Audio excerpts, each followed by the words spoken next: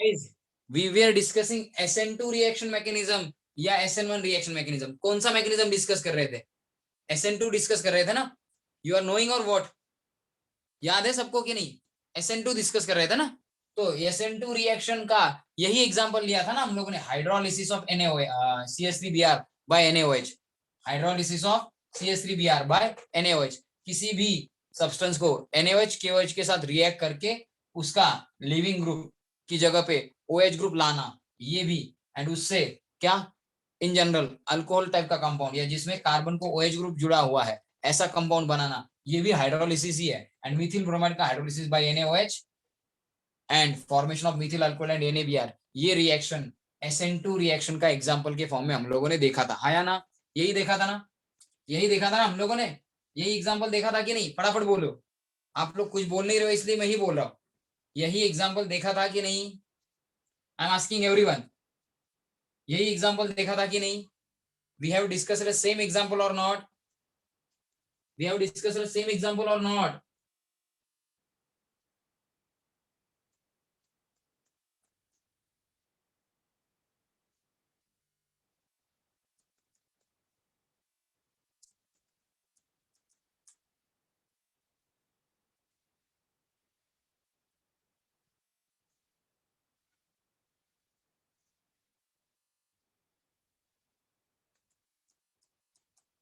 यही देखा था.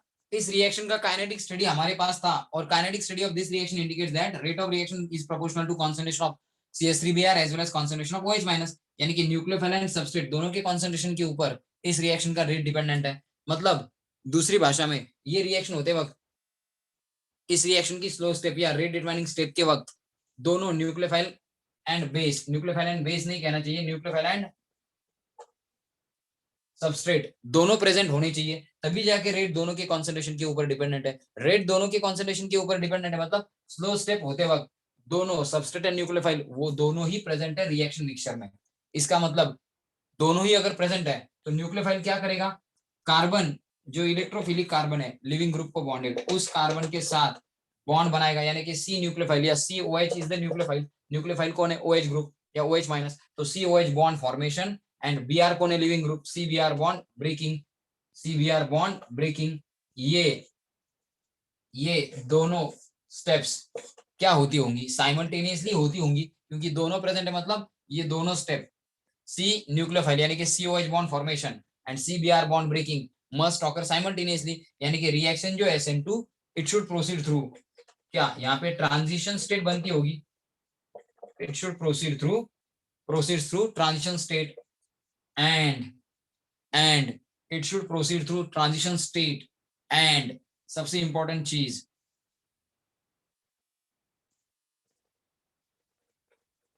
बाय कौन सा रूट? रूट 3 माना था ना हम लोगों ने. By route 3, that is one step process. एक ही स्टेप में होता होगा bond formation and bond breaking. जितना बॉन्ड न्यूक्लियोफाइल के साथ बना उतना बॉन्ड लिविंग ग्रुप के साथ ब्रेक हो गया. 100% न्यूक्लियोफाइल के साथ बॉन्ड बना, 100% ब्रेक हो गया. किसके साथ? लिविंग ग्रुप के साथ 100% ब्रेक हो गया. तो ट्रांजिशन स्टेट बन के एक ही स्टेप में रूट 3 के अकॉर्डिंग ये SN2 रिएक्शन होती होंगी. ये हम लोगों ने देखा है. ये थी समरी परसों के दिन तक. आया ना? ये समझ में आ गया? ये समरी हम लोगों ने देखी है.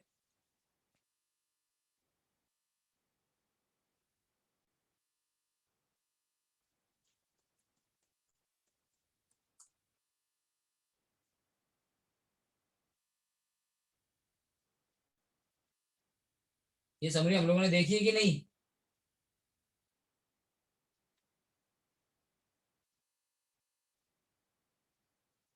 ठीक है, ये समरी हम लोगों ने देख ली है. चलो इसका स्क्रीनशॉट कर लो. और इतना ही अगर आपको SN2 रिएक्शन मैकेनिज्म के बारे में पूछा जाए, इतना ही शॉर्ट में लिखना है. काइनेटिक स्टडी ये बताता है ये SN2 रिएक्शन का एग्जांपल है. इसका मतलब ये है ये रिएक्शन के RDS की ड्यूरिंग ये हो रहा है रिएक्शन का मैकेनिज्म. तो फिर इस पर्टिकुलर ट्रांजिशन स्टेट के थ्रू रूट थ्री के अकॉर्डिंग होगा. ये वन स्टेप प्रोसेस है. ये सारा लिख के, इतना ही लिख के आपको क्या मैकेनिज्म दिखाना है. तो चलो इसका स्क्रीनशॉट कर लो फटाक से. Guys, do take the screenshot फटाफट. Don't waste the time now. Screenshot कर लो. कर लो फटाफट स्क्रीनशॉट। हो गया, हो गया। तो अब मैकेनिज्म भी मैंने आपको बताया था। देयरफॉर प्रपोज्ड मैकेनिज्म ऐसा अगर हो रहा हो तो प्रपोज्ड मैकेनिज्म क्या हो गया, प्रपोज्ड मैकेनिज्म क्या हो गया वो बताता हूं। रब कर दूं, रब कर दूं, ये रब कर देता हूं।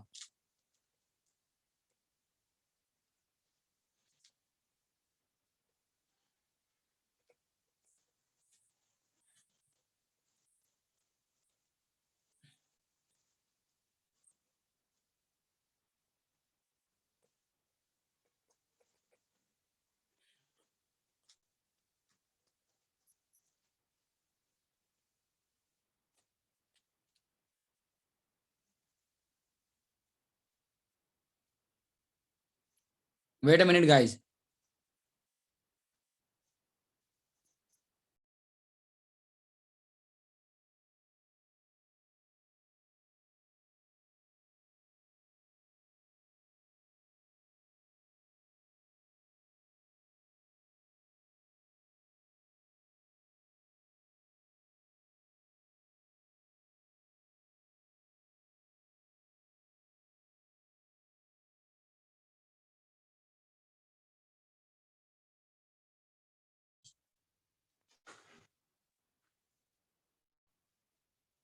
गाइस आवाज आ रहा है?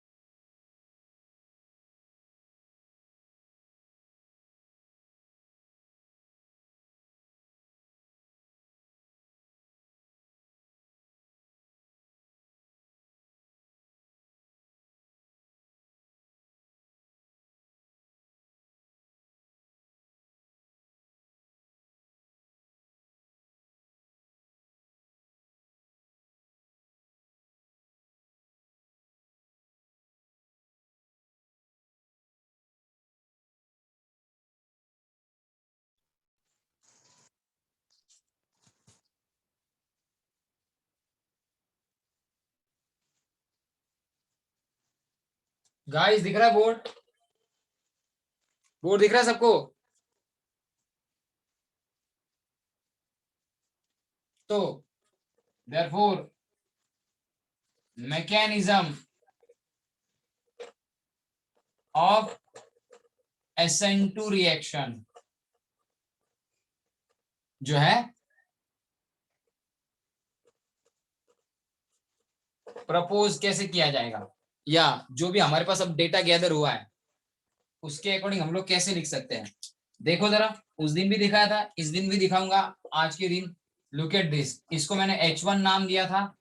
ऐसा जो बिलो द प्लेन हाइड्रोजन जा रहा है उसको H2 नाम दिया, एंड ये जो हाइड्रोजन है उसको H3 नाम दिया, एंड ये जो Br है, ठीक है, ये इन द प्लेन दिखाया है। तो एक क्या दिखाया है, ये जो है, ये हाइड्रोजन जो है इसको कैसे दिखाया है, देखो जरा। इसको दिखाया है कैसे, बिलो द प्लेन। इसको दिखाया है अबो द प्लेन। ये इन प्लेन, ये इन प्लेन। अब लिया तो आप लोगों ने NaOH एक्वियस है, लेकिन जो लिविंग ग्रुप है, कौन लिविंग ग्रुप कौन है, ये वाला, इट इज नॉट लिविंग, ये तो अभी गया नहीं है ना। तो OH इसने फ्रंट साइड ब्लॉक करके रखी हुई है, तो OH minus has to approach from back side, and back side से अटैक करने के बाद जितना ये बॉन्ड बनाएगा उतना ये बॉन्ड टूटेगा। इसका बॉन्ड 100% बन गया, इसका 100% टूटेगा, एंड प्रोडक्ट में क्या दिखाई देगा, Br जिस साइड से जा रहा है, Br जिस साइड से जा रहा है उसके अपोजिट साइड से OH आ रहा है, ऐसा दिखेगा। OH की इलेक्ट्रॉन डेंसिटी इनको रिपेल करेगी ना, इस बॉन्ड की इलेक्ट्रॉन पेयर को, इस बॉन्ड की इलेक्ट्रॉन पेयर को। OH जो ग्रुप है, ये OH minus ion hydroxide ion जो न्यूक्लियोफाइल है, इसके पास ज्यादा इलेक्ट्रॉन्स है, इसकी इलेक्ट्रॉन डेंसिटी ज्यादा है, इसके इलेक्ट्रॉन इन बॉन्ड्स की इलेक्ट्रॉन को रिपेल करेंगे। तो ये पीछे से आने के कारण, ये इलेक्ट्रॉन डेंसिटी इन बॉन्ड को रिपेल करने के कारण ये बॉन्ड पुश हो जाएंगे फॉरवर्ड डायरेक्शन में। एंड हम लोगों को ऐसा दिखना चाहिए। कैसा दिखना चाहिए? ऐसा। यहाँ पे H1 OH किधर से आया? जिस साइड से Br गया उसके अपोजिट साइड से कौन आया? OH आया। बराबर। ये पीछे है, OH भी पीछे से आ रहा है, तो इसको ज्यादा ढकेल देगा कौन? OH। एंड ये एग्जैक्टली ऐसे अपोजिट डायरेक्शन में चला जाएगा कौन? H2। बराबर। एंड ये H3 जो है, ये H3 जो है, H3 तो ऐसे दिखाई देगा। कैसे? इस तरीके से दिखाई देगा, इस तरीके से दिखाई देगा। Have you guys got this? ऐसे आप लोगों को H3 दिखाई देगा। करेक्ट। तो इसमें जो ग्रुप की अरेंजमेंट है उसके अपोजिट अरेंजमेंट प्रोडक्ट में होंगी H2 एंड H3 की। एंड Br जिस साइड से गया लिविंग ग्रुप, उसके अपोजिट साइड से कौन आया? न्यूक्लियोफाइल। मतलब Br यानी कि लिविंग ग्रुप रिएक्टेंट में या सबस्ट्रेट में जो जगह ऑक्यूपाई करता है उसकी अपोजिट जगह प्रोडक्ट में न्यूक्लियोफाइल ऑक्यूपाई करता है। और ये है मैकेनिज्म, मतलब bond making and breaking simultaneously हुआ, वन स्टेप प्रोसेस। लेकिन ये प्रोडक्ट जो बना, वो बनते वक्त क्या हुआ? ये वन स्टेप प्रोसेस है, लेकिन ये वन स्टेप प्रोसेस होते वक्त बीच में क्या बना? बीच का तो दिखा ही नहीं हम लोगों ने। बीच में क्या बना? बीच में बनता क्या है? ये बनता है, जिसके बारे में मैंने आपको जानकारी तो दी थी। क्या बताया था? इधर Br है, पार्टली निगेटिव है, जाने वाला है। इधर से कौन आने वाला है? इधर से OH ग्रुप आने वाला है। बराबर। ये भी पार्ट निगेटिव चार्ज ऑक्यूपाई करेगा। इधर कौन होगा? इधर कौन होगा? इधर होगा H2 एंड इधर होगा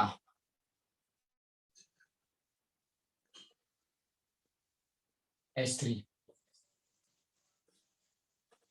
बराबर। एंड ये जो है, ये बॉन्ड जो है, ये हाफ बॉन्ड है, ये बॉन्ड भी हाफ है। 1 1 1 3, एक एक एक बॉन्ड कंप्लीट है। ये 1 1 1, ये सिग्मा बॉन्ड कंप्लीट। ये हाफ सिग्मा, ये हाफ सिग्मा, ये एक एक एक सिग्मा। इनको सिग्मा ही कहता हूं और अच्छा लगेगा, और अच्छा लगेगा। सिग्मा, इसको भी क्या कहता हूं? सिग्मा। बराबर। टोटल ये 5 ग्रुप्स बॉन्डेड है इस कार्बन को, लेकिन उसकी वैलेंसी 4 ही है। ये है ट्रांजिशन स्टेट, एंड ये transition state gets converted to product. समझ में आ गया? ये मैकेनिज्म है किसका? SN2 का, अकॉर्डिंग टू आवर स्टडी। समझ में आ गया?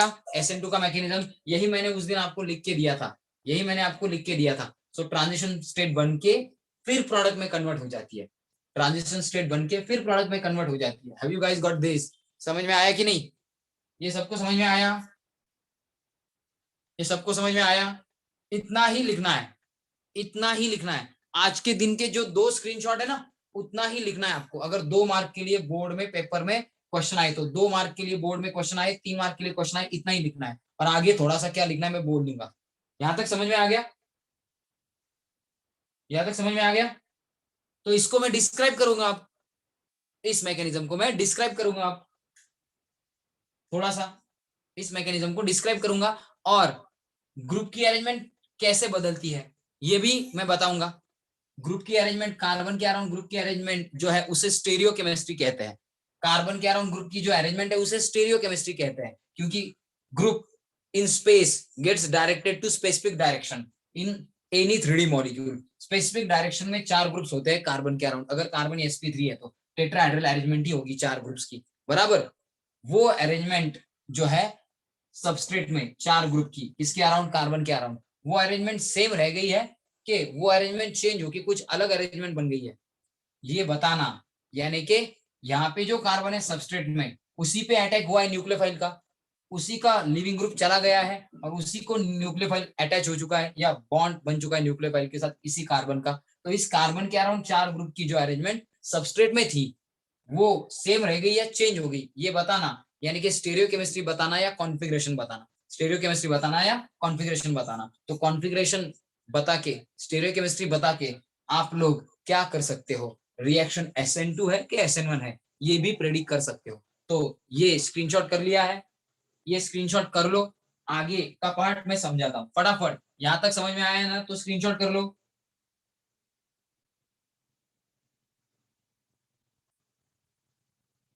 कर लो स्क्रीनशॉट। हो गया? हो गया? वेट अ मिनट गाइस, हो गया ना? तो अब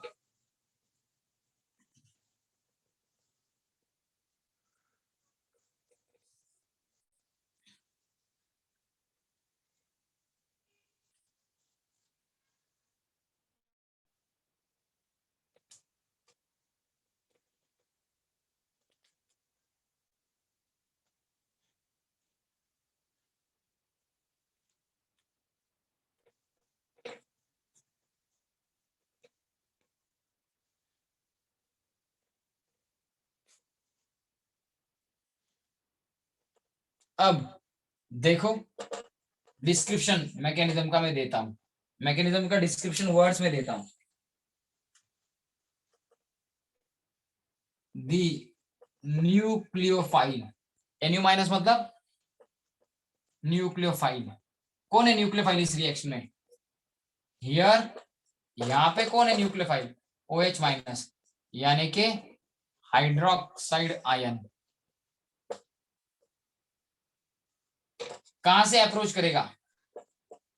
approaches towards electron deficient carbon bonded to living group, that is Br। किसको? Leaving group that is Br को बॉन्डेड कार्बन जो इलेक्ट्रॉन डेफिशिएंट है उसकी तरफ अप्रोच कहां से करेगा? उसके ऊपर अटैक करने के लिए कहां से अप्रोच करेगा? कहां से अप्रोच करता है? फ्रंट साइड को तो लिविंग ग्रुप है, लिविंग ग्रुप के इलेक्ट्रॉन न्यूक्लियोफाइल को आने नहीं देंगे, तो न्यूक्लियोफाइल फ्रंट साइड से आएगा या बैक साइड से? कहां से आएगा? यही खासियत है SN2 की। कहां से आएगा? फ्रॉम, कहां से? Opposite side to the CBr, यानी कि carbon leaving group bond that is nucleophile. कहां से अटैक करता है? Attacks from back side.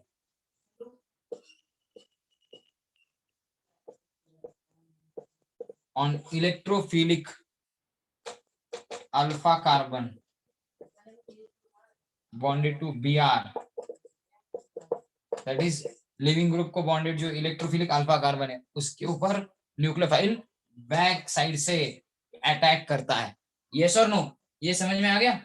And जब ये अटैक करता है therefore COH bond formation starts and CBr bond breaking also starts at the same time। CBr bond breaking also starts at the same time। CBr bond breaking उसी time पे start होगा। CBr bond breaking also starts at the same time। बराबर बराबर। therefore a stage where carbon, कौन सा? Alpha carbon is bonded to 5 groups, that is 3 hydrogens, 1 leaving, 3 hydrogens, 1 leaving group, to 3 hydrogen to 1 leaving group Br partially bonded and to one OH, यानी कि क्या, nucleophile, to one OH group nucleophile, इसके साथ भी partially bonded, बराबर, partially bonded, बराबर।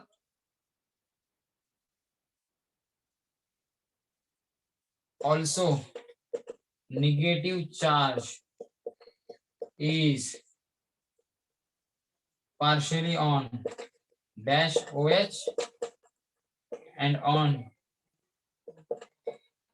dash Br, dash Br. This state is transition state, और इसी को high energy state of reaction कहा जाता है, high energy state of reaction कहा जाता है। समझ में आ गया, समझ में आ गया क्या क्या होता है। न्यूक्लियोफाइल बैक साइड से अटैक करता है अल्फा कार्बन, जिसको Br बॉन्ड यानी कि लिविंग ग्रुप बॉन्ड है, उसके ऊपर COH bond formation and CBr bond breaking दोनों साइमल्टेनियसली होता है। ऐसी स्टेज आती है जिसमें कार्बन, कौन सा, अल्फा कार्बन, इसको बॉन्डेड होता है 3 हाइड्रोजन को, एक लिविंग ग्रुप Br को पार्टली एंड एक OH ग्रुप न्यूक्लियोफाइल को भी पार्टली बॉन्डेड होता है। नेगेटिव चार्ज पार्टली कौन शेयर करता है, OH, पार्टली कौन शेयर करता है, Br, एंड इस स्टेट को कहते हैं TS यानी कि transition state. This is high energy state of reaction, ये होती है high energy state of reaction, और फाइनली ये ट्रांजिशन स्टेट प्रोडक्ट में कन्वर्ट होती है। Have you guys got this, समझ में आ गया। ये मैकेनिज्म जो दिखाया मैंने डायग्राम के फॉर्म में, जो दिखाया वो मैंने कैसे वर्ड्स में एक्सप्लेन किया, जो मैंने अभी डायग्राम के फॉर्म में दिखाया था वही वर्ड्स में लिखा है। समझ में आया, आया ना, ये समझ में आया सबको, आई होप ये समझ में आया होगा सबको।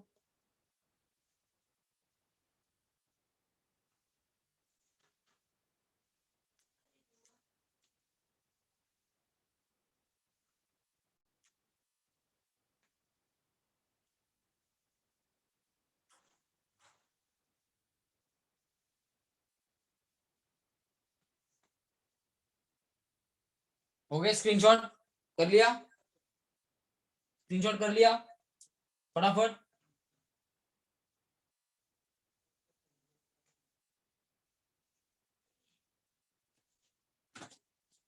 रब कर देता हूं।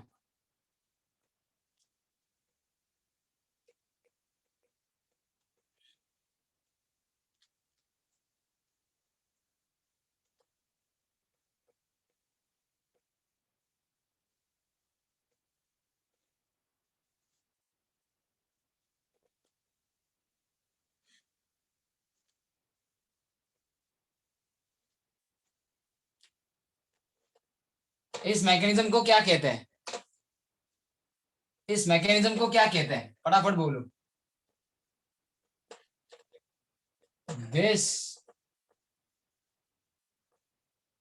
मैकेनिज्म इज नोन एज, इसी को कहा जाता है bimolecular nucleophilic substitution, bimolecular nucleophilic substitution reaction. कैसे करवाई, brought about by a nucleophile and इस रिएक्शन को रिप्रेजेंट किया जाता है, is represented as SN2, is represented as SN2. You know S for substitution है, N for nucleophilic, N for nucleophilic, and two for bimolecular, two for bimolecular. समझ में आ गया? और इस रिएक्शन में जो एनर्जी चेंजेस हो रहे हैं वो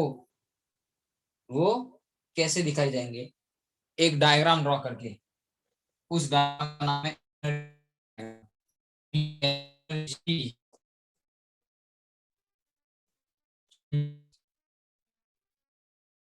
किंग।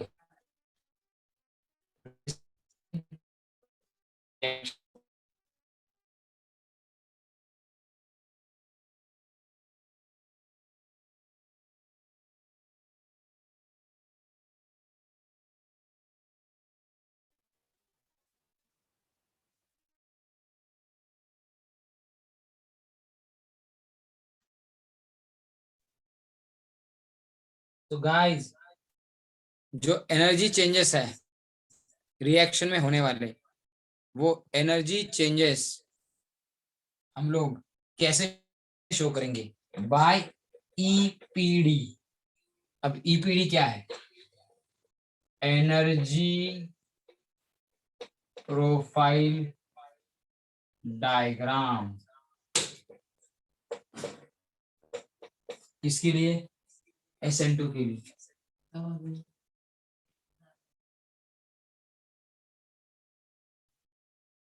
कैसे दिखाई देंगे ये energy changes? Look at the diagram. Diagram कहने की जगह पे आप लोग इसको ग्राफ भी कह सकते हो, क्योंकि यहाँ पे potential energy on X axis, potential energy on Y axis and X axis पे क्या? Reaction coordinate. रिएक्शन कोऑर्डिनेट यानी कि कॉन्सेंट्रेशन या फिर रेट ऑफ रिएक्शन,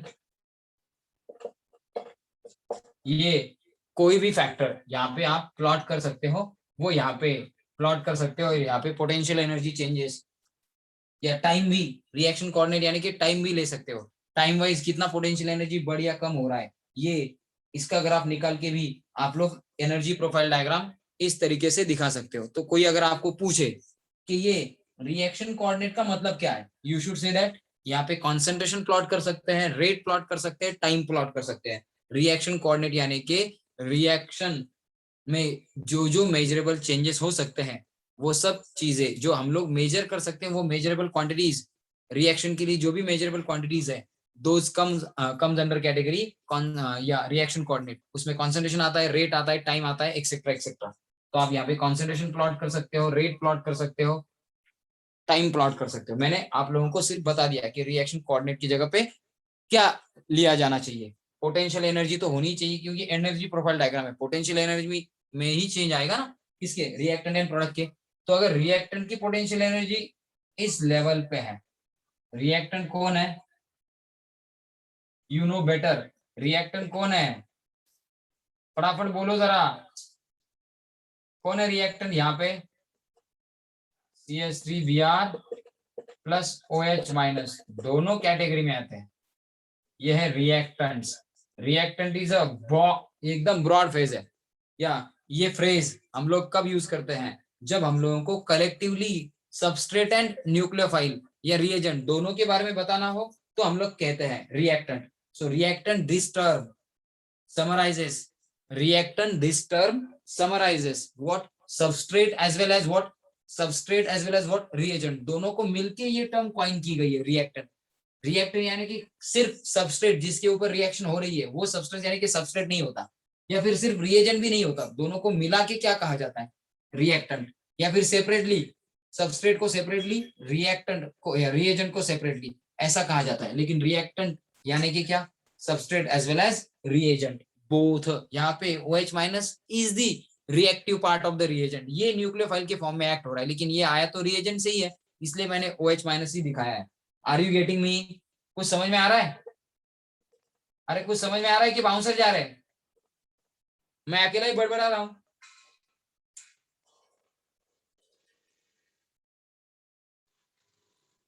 ठीक है, तो इनकी सबकी एनर्जी बढ़ के ये हाई एनर्जी वाली क्या बन गई? Transition state. ये हाई एनर्जी वाली क्या बन गई, ट्रांजिशन स्टेट। तो रिएक्टेंट की एनर्जी जो है उसकी और ट्रांजिशन स्टेट की जो एनर्जी है, इन दोनों के बीच की जो एनर्जी डिफरेंस है, इस एनर्जी डिफरेंस को एनर्जी ऑफ एक्टिवेशन कहा जाता है। क्या कहा जाता है, एनर्जी ऑफ एक्टिवेशन। इतनी एनर्जी अगर आपके पास है, by supplying that much amount of energy which is required to form a transition state, उतनी एनर्जी सप्लाई करके आप लोग क्या कर सकते हो, रिएक्टेंट को एक्टिवेट करके प्रोडक्ट में कन्वर्जन करने के लिए प्रोसेस स्टार्ट कर सकते हो।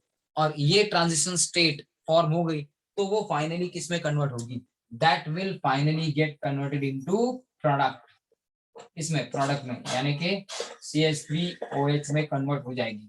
तो अब रिएक्टेंट की एनर्जी लेवल देखो, प्रोडक्ट की एनर्जी लेवल देखो, दोनों की एनर्जी लेवल में डिफरेंस है ना।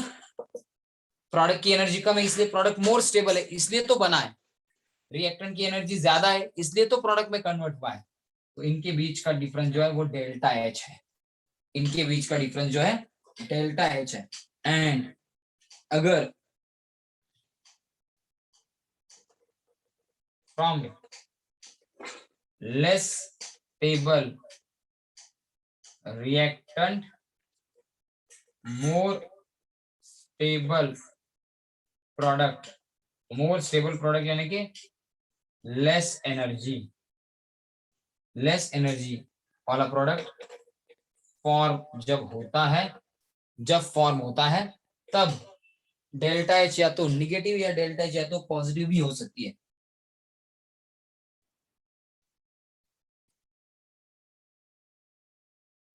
लेस स्टेबल रिएक्टेंट से मोर स्टेबल प्रोडक्ट जब बनता है तो डेल्टा एच जनरली निगेटिव होती है। And when are for reactant more stable हो देन प्रोडक्ट, उस केस में डेल्टा एच क्या आता है, पॉजिटिव आता है। उस केस में डेल्टा एच क्या आता है, पॉजिटिव। देखो मैंने क्या लिखा, लेस स्टेबल रिएक्टेंट से जब more stable product, less energy वाला प्रोडक्ट बनता है, डेल्टा एच निगेटिव होता है। ये मैं ठीक तरीके से भी लिख सकता हूँ, रुको ये लिख के दिखाता हूँ, ये लिख के दिखाता हूँ ठीक तरीके से एकदम, दोनों चीजें एक ही जगह पे आपको देखने को मिले, इसलिए जरा ध्यान दो।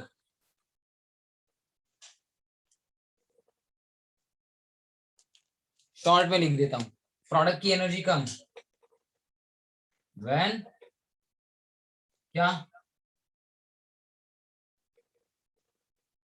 product has less energy and it is more stable then delta H क्या निगेटिव आता है। when product has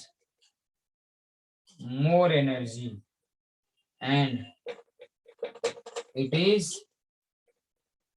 less stable, product less stable किससे, then reactant, तो डेल्टा जाता है पॉजिटिव, डेल्टा जाता है पॉजिटिव। जब डेल्टा निगेटिव आता है एंडोथर्मिक रिएक्शन होती है, हम लोगों ने एंथैल्पी के केस में देखा है। एंड डेल्टा जब पॉजिटिव आता है तो, सॉरी डेल्टा जब निगेटिव आता है तो एक्सोथर्मिक रिएक्शन होती है, हीट इवॉल्व, क्योंकि ज्यादा एनर्जी वाले रिएक्टेंट से कम एनर्जी वाला प्रोडक्ट बन गया तो एनर्जी इवॉल्व हो गई एंड डेल्टा निगेटिव आ गया।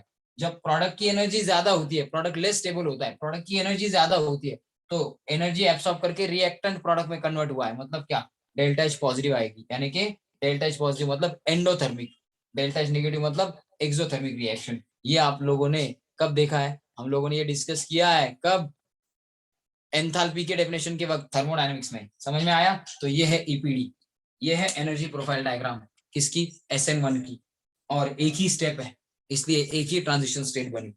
Have you guys got this, ये समझ में आ गया।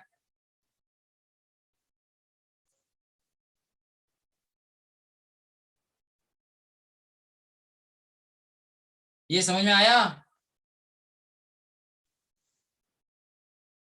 तो स्क्रीनशॉट कर लो। ये अगर समझ में आया हो तो स्क्रीनशॉट कर लो, ये अगर समझ में आया तो स्क्रीनशॉट कर लो। सबको समझाना ये तो स्क्रीनशॉट कर लो फटाफट। हो गया स्क्रीनशॉट? हो गया सबका स्क्रीनशॉट? तो अब हम लोगों को ये पता करना है कि SN2 रिएक्शन में, SN2 रिएक्शन में जो सबस्ट्रेट है यानी कि रिएक्टेंट एंड जो प्रोडक्ट है, ये इन दोनों में जो कार्बन है जिसका Br यानी कि लिविंग ग्रुप जा रहा है और जिसको OH मिल रहा है, ये अल्फा कार्बन, उसकी जो 4 बॉन्ड की अरेंजमेंट है रिएक्टेंट एंड प्रोडक्ट में, उसमें रिएक्टेंट एंड प्रोडक्ट में यानी कि सबस्ट्रेट एंड प्रोडक्ट में जो कार्बन अल्फा कार्बन है उसके अराउंड 4 बॉन्ड की जो अरेंजमेंट है, 4 ग्रुप की जो अरेंजमेंट है, यानी कि स्टेरियोकेमिस्ट्री जो है वो चेंज हुई कि नहीं हुई। एंड हमको कैसे पता चला कि न्यूक्लियोफाइल बैक साइड से अटैक कर रहा है, ये स्टडी करना, यानी कि स्टेरियोकेमिस्ट्री ऑफ SN2 रिएक्शन स्टडी करना। लेकिन ये काम अगर कल लाइट होती है तो कल करते हैं, या नहीं तो हम लोग को ये काम कब करना पड़ेगा, मंडे को करना पड़ेगा, और मंडे को ये खत्म हो जाएगा। एंड इस वीक में 100% ये लेसन खत्म हो रहा है। तो आप मुझे कल या परसों क्या दिखा सकते हो, नोट्स जितने भी बने हैं वो नोट्स दिखाने के लिए, या थर्मो से रिलेटेड एंड इससे रिलेटेड जो भी डाउट्स है वो डाउट्स डिस्कस करने के लिए अगर आप आना चाहते हो कल 5 बजे, कल 5 बजे मैं अवेलेबल हूँ। कितनी बजे? 5 बजे मैं अवेलेबल हूँ क्लास पे, 5 to 6 I have to be there, I will be there. अगर आप लोग आते हो तो फोन करके आओ, मैं वहां पे ही रहूंगा। कहाँ पे? क्लास पे ही रहूंगा 5 to 6 o'clock के दरमियान। तो नोट्स दिखाने के लिए, डाउट्स दिखाने के लिए आप आ सकते हो, या कुछ